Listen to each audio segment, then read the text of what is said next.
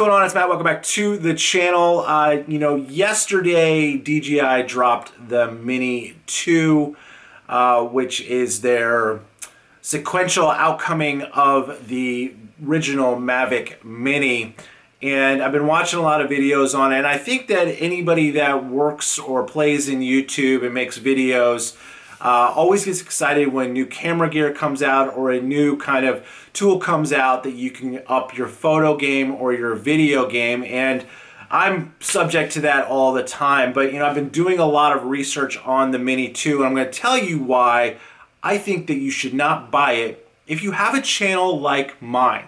What is a channel like mine? Well, I do hiking and fishing and gear videos, and I don't really kind of do a ton of editing because it just doesn't make a lot of sense. So there's not a lot of complicated stuff that goes into this channel, although I am trying to get better, and the lure of having a better tool in my toolbox to make my videos better is always appealing. But the Mavic Mini 2, or just the Mini 2 as they're calling it, really isn't worth the extra money, and I'm going to tell you why right now. So one of the biggest improvements with the Mini 2 is the ability to film in 4K, and then it also shoots in RAW as well as JPEG. Everything else with the Mini 2 has basically stayed the same. The weight is the same. The size of the drone is the same. One of the negative things that have actually come out is that the controller happens to be bigger than the drone now. It does have an OcuSync, which allows for a further distance of flying. And those are all well and good. And if you really need those things in your filmmaking and you're convincing yourself you need those things, I'm going to tell you why you don't. First and foremost, let's just talk about OcuSync. OcuSync is DJI's connection system between the controller and the drone, allowing you to have less interference when you're flying in a crowded area. What I mean by a crowded area is that the old DJI Mavic Mini, the one that I have and love, basically works off of a Wi-Fi. So if you are in a populated area where there's a ton of Wi-Fi interference, there's the possibility that your drone will lose connection. There's a couple of easy fixes for this, and if you watch older videos when the Mini came out just last year, they tell you how to kind of overcompensate that stuff. What you really need to do is you need to take everything off of auto when you're looking for the right connection signal and put it on manual. I've never had an issue with losing my connection with my drone when I'm out flying in a crowded area, or I don't know, would you call it a crowded area, like parks that are around houses and other buildings. So I've never saw the need to kind of get the OcuSync. And second of all, when it comes to the OcuSync, it's because you could fly at a farther distance now, but if you're a hobbyist drone flyer like I am, and you're not professional, you have to keep everything within line of sight. Frankly, that's the rules of the FAA. And I personally don't want to get busted and, basically lose the opportunity to fly my drone or deal with a hefty fine. So the increased distance that you get with OcuSync is pretty much pointless if you have a channel or if you're a flyer like me.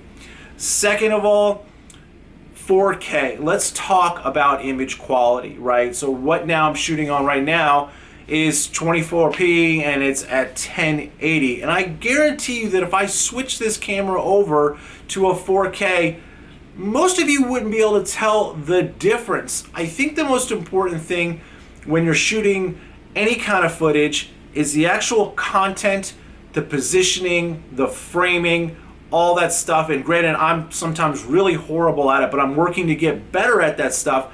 Having 4K is not a necessity unless you're using this drone specifically for a professional manner, whether it's to take real estate photos or real estate aerials. So my kind of advice to somebody who's at my level of drone usage and YouTube usage or experience is that you don't need 4K. It's a heck of a lot longer to process when you're editing, and simply for the fact that no one's going to be able to tell. Most people's devices besides their phones can even read in 4K. There's obviously a lot of 4K televisions out right now, but Is it really worth the extra $100 is kind of where I'm going with this. If you're looking for a hobbyist drone and you're looking to have really great footage that you can edit, footage that you can shoot 1080p at 60 frames and slow it down, which you can't do that with the 4K, and the newer one it only goes to 30 frames, really stick with the Mavic Mini. It handles just as well in wind as the new one apparently. And frankly, it's $100 less, like I just mentioned. And if you're looking to use this drone specifically for video, stick with the Mavic Mini. Now, if you need that raw image, I will tell you to basically go to the Mini 2. But for my purposes right now, I take minimal photos with my drone. What I really want are those great kind of opening sequences that I'm going to start incorporating more in my videos. So that's just my 2 cents on this stuff. And I kind of wanted to put this out there, not because I want this channel to start talking about tech and drones and stuff like that, but just simply for the fact that if you're watching this channel, most likely you probably have another fishing or hiking or outdoor channel and might be considering a drone. I'm going to tell you personally, stay away from the Mavic Mini. Save the extra $100 unless you're looking to use it in a professional manner later.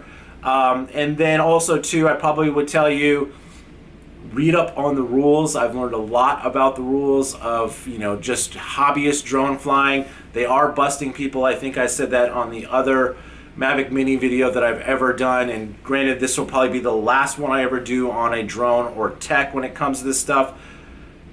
But just my 2 cents. Newer is not always the best thing for guys like me. So I'm sticking with the Mavic Mini. I love mine. I have the Fly More combo. And one more thing too that I will note, I'd mentioned in the other video, which I'll link somewhere up here, that sometimes I launch my drone off of the actual case of the Fly More case.